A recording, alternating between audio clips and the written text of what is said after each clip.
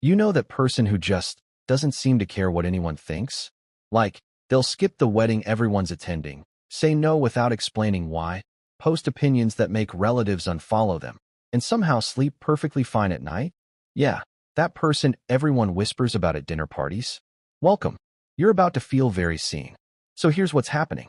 Society calls this being difficult or selfish, or my personal favorite, not a team player. But psychology calls it something completely different. Adlerian psychology's separation of tasks.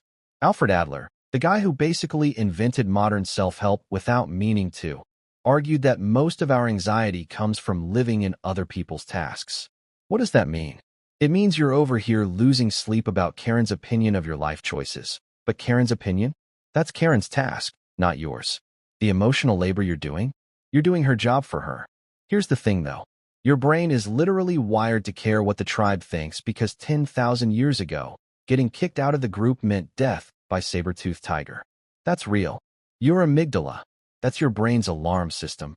It fires up when you sense social rejection the exact same way it does when you're in physical danger.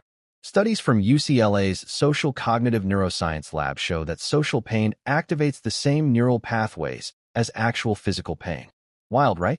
But there's more. The people who've developed what Adler calls the courage to be disliked, they haven't turned off their amygdala. They've just trained their prefrontal cortex, the rational part, to override the panic button. They feel the fear and do it anyway. But here's where it gets really interesting. Society has convinced you that being liked equals being good. That if you're not pleasing everyone, you're somehow failing at being human. We've built entire industries around this lie.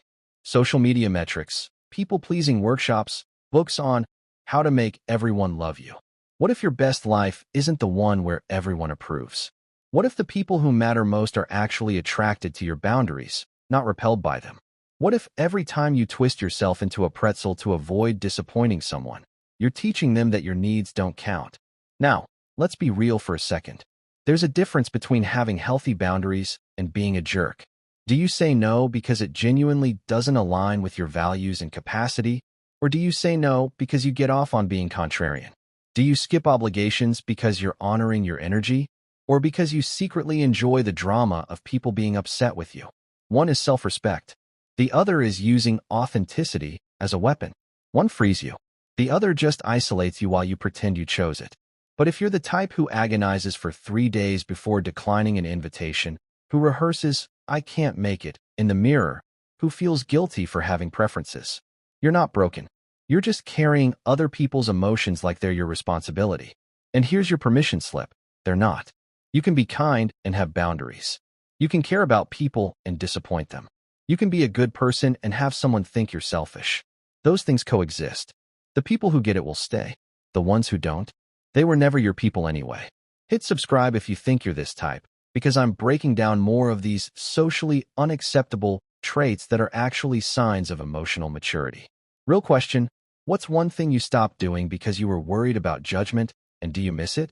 Drop it in the comments.